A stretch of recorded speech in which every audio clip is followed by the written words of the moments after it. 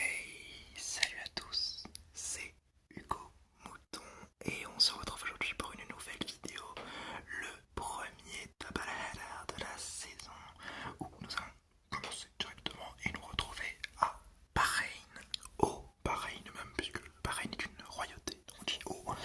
Donc le premier Grand Prix du Bahreïn, c'est le premier Grand Prix de la saison au calendrier depuis 2004 et une habitude à avoir des super Grands Prix habituellement, hein.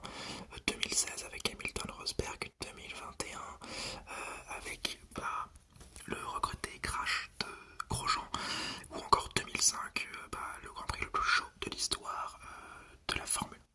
Alors ce Grand Prix aura lieu le samedi, puisque dimanche, nous sommes en Ramadan, pas ce dimanche-là, dimanche prochain, quand on est en Arabie Saoudite, on est en Ramadan, donc on va laisser une semaine de repos aux écuries, parce qu'on ne roule pas un jour de Ramadan dans un pays à confession musulmane, ce qui est tout à fait logique. Donc voilà, on aura le Grand Prix le samedi. Pour ce premier Grand Prix, c'est assez rare, mais c'est plutôt marrant. Alors en essai libre, la Red Bull à l'arrière qui balance un peu en FP1, et les Racing Bulls, hein, à ne pas confondre, sont avec les McLaren au premier plan. Ricciardo est premier de cette FP1. En FP2, c'est Hamilton qui prend le meilleur temps devant Russell et Alonso, ce qui surprend même le Britannique qui est le champion du monde, qui est un petit peu étonné d'être aussi haut avec sa Mercedes. Et en FP3, c'est Carlos Sainz qui est devant Alonso, ce qui nous donne des essais un petit peu confus, parce qu'on n'arrive pas à voir qui est premier, on n'arrive pas réellement à avoir une hiérarchie se créer. On est par contre bien au courant que seuls As, Sauber et Alpine sont vers le bas. Ça, on en est quasiment sûr, parce que pas de très bons essais pour les trois écuries. Les qualifications. Alors en Q1, certaines écuries font leur premier run en médium et les premiers éliminés sont Alpine, 19e et 20e Sargent, et les Sauber, 19 voitures d'ailleurs dans la même seconde. C'est incroyable à quel point les temps sont closes. C'est Verstappen étant 1,29, Ocon le 19e étant 1,30. Ils sont dans la même seconde, c'est incroyablement intéressant. En Q2, les écarts se creusent et Verstappen semble déjà s'envoler, mais c'est Leclerc qui est le plus rapide de cette Q2. Les éliminés sont Magnussen, Ricciardo, Albon, Stroll et Tsunoda, tandis que Hülkenberg passe en Q3. En Q3, justement, au premier passage, c'est Verstappen le plus rapide à 59 millièmes devant Leclerc. Alonso ne sort que pour un tour où il marque la P3 virtuelle, mais au second passage, Verstappen améliore sa marque de 2 dixièmes et conserve sa pole position devant Leclerc et Russell. La hiérarchie semble se dessiner en tête, c'est Red Bull, Ferrari, Mercedes, Aston Martin et McLaren dans cet ordre. Je vais vous donner la grille de départ du premier Grand Prix de la saison. Donc Verstappen est premier, Leclerc est deuxième, Russell est troisième, Sainz est quatrième, Perez est cinquième, Alonso est sixième, Norris est septième, Piastri est huitième, Hamilton est neuvième, Hülkenberg est dixième, Tsunoda onzième, Stroll douzième, Albon treizième, Ricciardo quatorzième, Magnussen quinzième, Bottas seizième, Joe 17e, Sargent 18e et Ocon 19e. Gasly partira dernier, bien malheureusement. La course est un bon départ de Verstappen et de Perez, alors que Stroll est touché au virage 1 par Hülkenberg et qu'il perd tout l'avantage de sa qualification puisqu'il spin dans le premier virage. Norris passe Alonso au virage 1 du tour 3, puis Russell passe Leclerc au virage 4 pour la P2. C'est un mauvais début de Grand Prix pour Leclerc qui bloque beaucoup les roues et qui est même passé par Perez puis par Sainz. Alonso aussi galère un petit peu en ce début de course, passé par les McLaren et par Hamilton. Puis après une sortie de piste un petit peu bizarre de Sargent qui reprend la route alors qu'il s'était arrêté, les premiers pits arrivent pour le fond de grille, suivi par le restant de la grille. Au final, tout le monde s'est arrêté et seul Sainz est floué dans cette vague d'arrêt au stand puisqu'il ressort derrière Leclerc qu'il avait dépassé en piste avant son arrêt. D'ailleurs qu'il redépasse assez rapidement, il redépasse Leclerc assez rapidement. Leclerc est visiblement victime de problèmes de frein. Verstappen est le seul en tête avec 5 secondes d'avance sur Perez 2ème et Sainz 3ème, qui a d'ailleurs passé George Russell. La course se calme un petit peu jusqu'au tour 30 où la deuxième vague d'arrêt commence. petites batailles cool comme Norris Alonso ou Sainz qui chasse Perez pour la P2. Et au tour 46, Russell est passé par Leclerc pour la P4 alors que Alonso, avec une stratégie de pit un peu plus tardive, passe Joe et Stroll pour la P9. En fin de course, les Racing Bull demandent, le team Racing Bull demande à Tsunoda de donner sa position, la P13 à Ricciardo, ce qui énerve le japonais. Ambiance lors du premier Grand Prix de la saison tout de même. Et au tour 57, Verstappen remporte ce premier Grand Prix de la saison avec 20 secondes d'avance sur Perez et sur Sainz 3ème. Et je vais vous donner la grille d'arrivée. Donc Verstappen premier avec le meilleur temps en course, le maximum de points pour un Grand Prix. Perez est deuxième, Sainz est troisième, Leclerc quatrième, Russell cinquième, Norris est sixième, Hamilton est septième, Piastri huitième, Alonso est neuvième et Stroll dixième.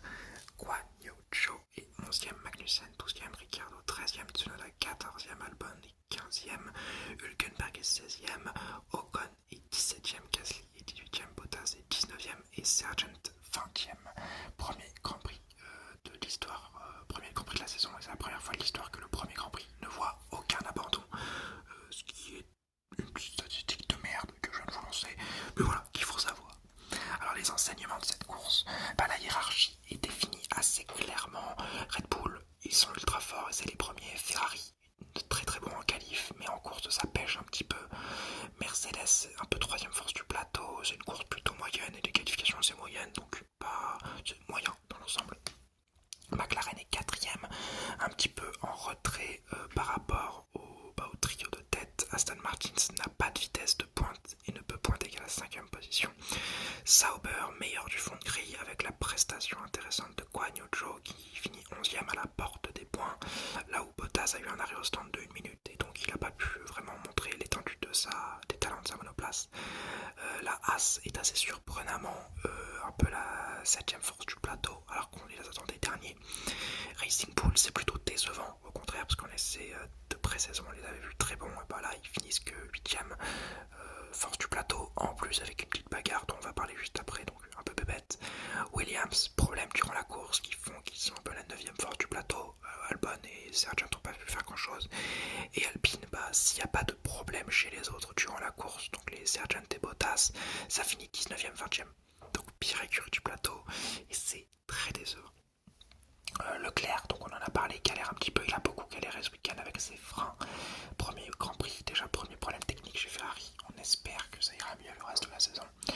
Racing Bull, un petit peu stupide vraiment, cet ordre de demander à Ricciardo de passer Tsunoda, c'était pour dépasser Magnussen, bien sûr, mais Magnussen pour la 12ème place, Guan Yu Zhou au final il est irrattrapable, c'est totalement stupide et ça fout une mauvaise ambiance dans l'équipe, très mauvais management de Laurent Mekies pour son premier Grand Prix à la tête de Racing Bull. Et Alonso, enfin on va parler de Alonso, qui doit sûrement être un petit peu énervé. L'an dernier c'était podium, cette année c'est 9ème place avec 0 vitesse de pointe. On sait qu'il est en fin de saison chez Aston Martin, on sait que Mercedes peut taper à la porte. Il faut faire attention chez Aston Martin parce qu'on peut perdre le leader de l'écurie assez vite dans la saison. Et enfin donc on va parler de cette piste de Bahreïn. C'est une très belle piste, très abrasive, que j'aime beaucoup. Malheureusement, lors de cette édition 2023, il y a eu assez peu de dépassements. Enfin 2024 d'ailleurs, qu'est-ce que j'en compte en 2024. Il y a eu assez peu de dépassements. Et le Grand Prix a même été un peu ennuyeux dans l'ensemble. C'est pour ça que je vais lui mettre qu'un 10 sur 20. Premier Grand Prix de la saison, pas génial. Ensuite, on va passer au Grand Prix de Jeddah, le deuxième Grand Prix de la saison au calendrier depuis 2021. Et il nous a quasiment toujours offert des Grands Prix assez spectaculaires. En 2021, un très très joli Grand Prix avec la bataille Hamilton-Verstappen qu'on connaît. Et en 2022, une bataille très intéressante entre Leclerc et Verstappen encore, qui était très très disputée.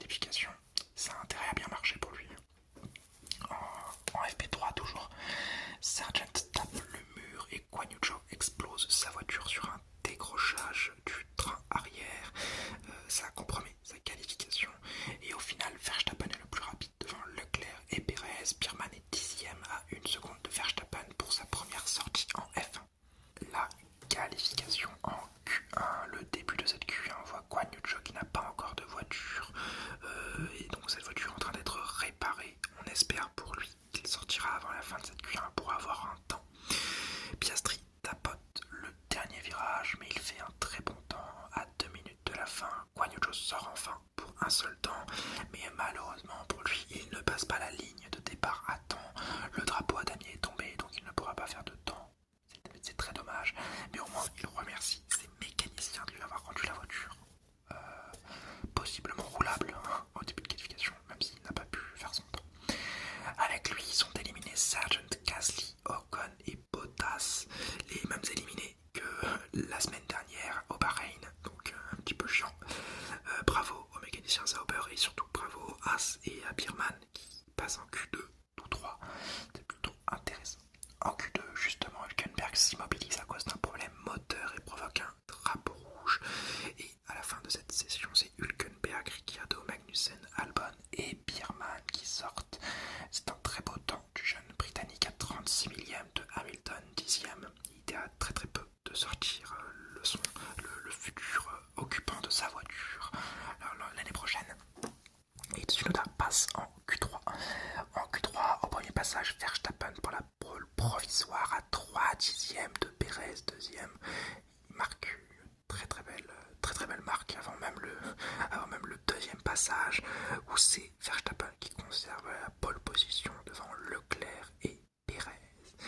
La grille de départ, Verstappen est premier, Leclerc est deuxième, Perez est troisième, Alonso quatrième avec un très bon temps, pareil comme la semaine dernière, il a fait qu'un seul temps et pouf, le quatrième temps, donc très solide. Piastri est cinquième, Norris est sixième, Russell est septième, Hamilton est huitième, Tsunoda est neuvième. Stroll est 10e, Birman est 11e, Albon est 12e, Magnussen 13e, Ricciardo 14e, Hülkenberg 15e, Bottas est 16e, Ocon est 17e, Gasly 18e, Sargent est 19e et Guan Yu Zhou est 20e.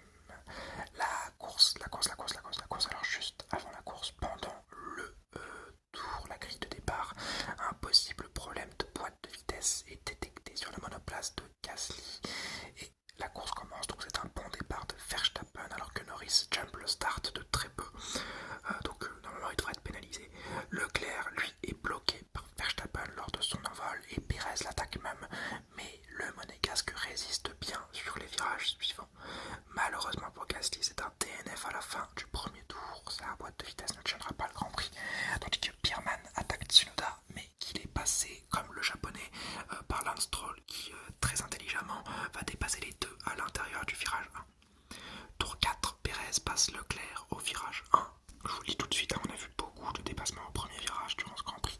Et au tour 6, Stroll se sort violemment en cassant sa suspension avant gauche, en tapant le mur, ce qu'il envoie dans les Tech Pro en face, et provoque une safety car qui profite à tous les pilotes, sauf Joe, Norris, Hülkenberg et Hamilton qui décident de ne pas s'arrêter et de prolonger la stratégie. À l'entame du tour 9, la safety car s'efface et laisse Norris, Verstappen et Hamilton se relancer en tête de la course dans ce sens. Le tour 13, c'est Verstappen qui passe Norris et qui s'envole, et on apprend à ce moment-là que Norris ne sera pas pénalisé pour son départ son jump start parce qu'il n'a pas gagné d'avantage selon la direction de course. Plutôt logique parce que oui, réellement il n'a pas vraiment gagné d'avantage. Lui, par contre, Perez va prendre 5 secondes pour un unsafe release durant la vague d'arrêt au stand et Magnussen prendra 10 secondes pour un contact avec Albon. Très bête d'ailleurs de la part du Danois qui a squeeze, enfin qui a bloqué Magnussen contre le mur assez méchamment. Enfin, Albon, il a coincé Albon contre le mur assez méchamment, donc c'est normal qu'il prenne ses 10 secondes. La course voit quelques dépassements et Magnussen reprend 10 secondes pour un dépassement sur Tsunoda où il est passé en dehors des limites de piste et où lui a pas rendu la position. Dans le midfield, on voit que Magnussen fait le train et que derrière lui se battent Tsunoda, Ocon et Albon, nous offrant des petites batailles intéressantes. Puis au tour 34, on comprend pourquoi Magnussen fait le train depuis autant de temps. En effet, Hülkenberg qui était devant, donc son coéquipier, devait s'arrêter. Et quand il le fait, le gap qu'a créé Magnussen et son train-train avec son coéquipier permet à Hülkenberg de ressortir 11e avec des pneus neufs et de pouvoir attaquer Joe qui lui aussi doit s'arrêter un tour plus tard. Ça va donc offrir un point à l'écurie Haas, un point miraculeux quand on connaît le niveau de la Haas actuellement. Tour 35, Piastri ce dernier pit pour reprendre sa 5e place au tour 36. Et alors que Hamilton ressort en soft comme Norris au tour 37, les deux sont côte à côte, s'attaquent un petit peu avec comme but de rattraper la P7 de Ollie Bearman qui est devant avec des pneus hard usés. Mais ils ne réussiront pas aussi, déjà parce que les deux se battent ensemble, Hamilton et Norris, et surtout que quand Norris prend un petit peu le large, il est déjà à 3 secondes de Bearman et qu'il n'arrive pas à le rattraper, ce qui fait qu'au tour 50, Verstappen remporte la course à 7 secondes devant Perez et Leclerc, alors que Bearman finit 7ème pour sa première course de Formule 1. La grille d'arrivée, Verstappen est premier, Perez est deuxième, Leclerc est troisième avec le meilleur temps en course. Piastri est quatrième, Alonso est cinquième, Russell est sixième, Bearman septième, Norris est huitième, Hamilton est neuvième.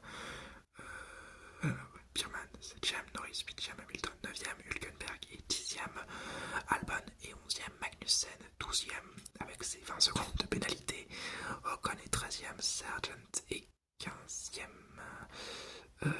Tsunoda est 14ème, Sargent est 15ème, Ricciardo est 16ème, Bottas est 17ème, Guan Yu Zhou est 18ème et Stroll, Gasly ont DNF en 19ème et 20ème position. Alors les enseignements de cette course, Verstappen est trop fort, on peut le dire en qualification, trop fort en course, il a encore mis une tannée à tout le monde, tandis que Leclerc lui est très très bon, sans problème, il ne pouvait pas réellement rattraper Perez, il va chercher le meilleur temps en course et il assure des gros points pour Ferrari. Donc vraiment, quand il n'y a pas de problème, tout se passe bien. Ocon a fait un super beau GP au vu de sa monoplace, il s'est battu avec Albon, Tsunoda et Magnussen durant toute la course et au final il finit 13ème avec la poubelle qui roule, c'est franchement un petit exploit. Bearman exceptionnel pour une première course, 7ème position. Alors il a la deuxième voiture du plateau quand même, faut tempérer, mais il fallait le faire et il fallait résister au rythme de Norris et de Hamilton, ce qu'il a brillamment fait. Donc bravo à lui pour cette 7ème place, il sauve des points pour Ferrari. En parlant de points, on va aussi parler de la Haas, une surprise totale, récupérer des points comme ça, une belle stratégie de course avec Magnussen et Hülkenberg, franchement bravo, surtout que Hülkenberg encore, moi je le dis depuis un an, je le trouve très très bon, Magnussen je le trouvais très mauvais, ça c'est en partie confirmé avec les deux problèmes qu'il a eu en course, mais là il a fait le team player et il l'a très bien fait. Et enfin on va parler de Ricciardo qui est nul part. Voilà le petit jeu de mots à avoir, il spin tout seul, il est pas dans la course, il est vraiment pas bon. Si il est 16ème devant Bottas et Zhou, c'est parce que la Sauber, l'écurie Sauber a fait 2 pits catastrophiques.